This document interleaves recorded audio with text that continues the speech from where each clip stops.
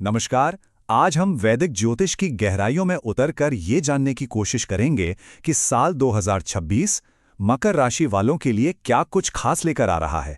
तो चलिए बिना देर किए शुरू करते हैं।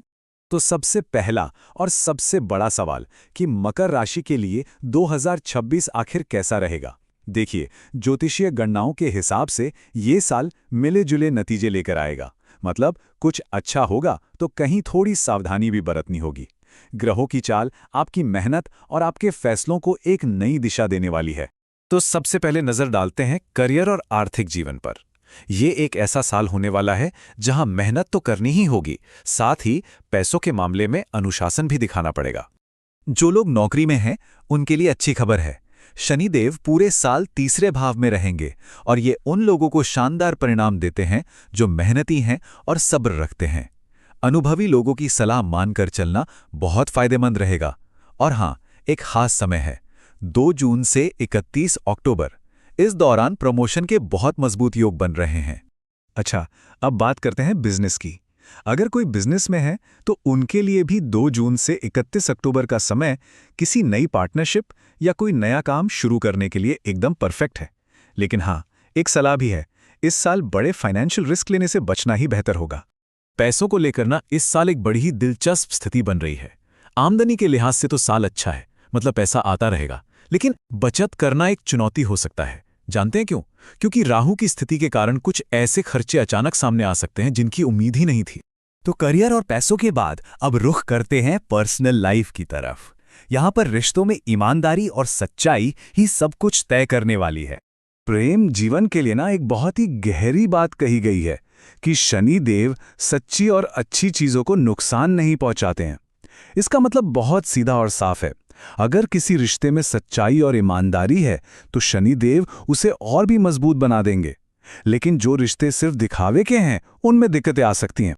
और हाँ, जो लोग शादी का मन बना रहे हैं, उनके लिए तो बहुत अच्छी खबर है। बृहस्पति का प्रभाव एक सुनहरा मौका लेकर आ रहा है। 2 जून से 31 अक्टूबर के बीच का जो समय है, वो शादी विवाह के लिए बेहद शुभ माना जा रहा है। बस एक छोटी सी सलाह है कि सगाई और शादी के बीच बहुत लंबा गैप ना रखें। तो एक तरफ जहां प्यार और शादी के लिए समय अच्छा है, वहीं दूसरी तरफ पारिवारिक जीवन में थोड़ी संभल कर चलने की जरूरत है। राहु की वजह से परिवार के लोगों में कुछ गलतफहमियां या शक पैदा हो सकता है। इसलिए आपस में बातचीत और भरोसा बनाए रखना बहुत बहुत जरूरी होगा। चलिए अब आगे बढ़ते हैं और बात करते हैं सेहत और संपत्ति की। देखते हैं कि प्रॉपर्टी और वाहन के मामले में ग्रह क्या संकेत दे रहे हैं। हेल्थ के मामले में साल का बीच वाला हिस्सा, मतलब जून से लेकर अक्टूबर तक, वो एकदम बढ़िया रहेगा। सेहत काफी मजबूत रहेगी। लेकिन हाँ, साल की शुरुआत में और आखिर में थोड़ा ध्यान रखना होगा, खास तौर पर पेट और कमर से जुड़ी परेशानियों को लेकर। 5 दिसंबर के बाद तो सेहत पर खास नजर रखनी होगी। अब आते हैं एक और अच्छी खबर पर। प्रॉपर्टी और गाड़ी के मामले में ये साल बहुत ही शानदार लग रहा है। चौथे भाव पर किसी बड़े नेगेटिव ग्रह का असर नहीं है, जिसका मतलब है कि प्रॉपर्टी से जुड़े मामलों में सफलता मिलने की पूरी संभावना है। इतना ही नहीं, वाहन खरीदने के लिए भी समय बहुत अच्छा है। स्टूडेंट्स की बात करें तो उनके लिए ये साल कुल मिलाकर औसत यानी कि एवरेज रहने वाला है। लेकिन एक गोल्डन पीरियड है 2 जून से 31 अक्टूबर के बीच का समय। ये वो टाइम है जब पढ़ाई और एग्जाम्स में जबरदस्त सफलता मिल सकती है। तो अब सवाल उठता है कि इन सब बातों को जानकर करना क्या है। आखिर इस साल को और बेहतर कैसे बनाया जा सकता है।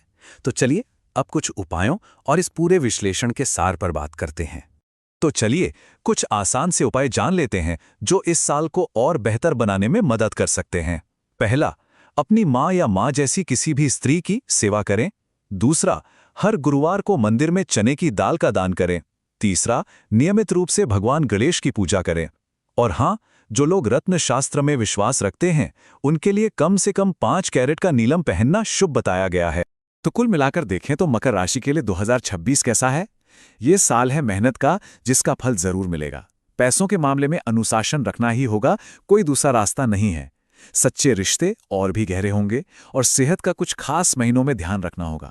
और हाँ, प्रॉपर्टी या वाहन खरीदने के लिए ये एक बेहतरीन साल है। और आखिर में एक सवाल जो हमेशा मन में आता है, क्या ये ग्रह और तारे सिर्फ हमें रास्ता दिखाने वाले संकेत हैं या फिर ये हमारा तयशुदा भविष्य है? ये एक ऐसा सवाल है जिसका जवाब शायद कर्म और किस्मत के गहरे रिश्ते में ही कहीं छुपा है।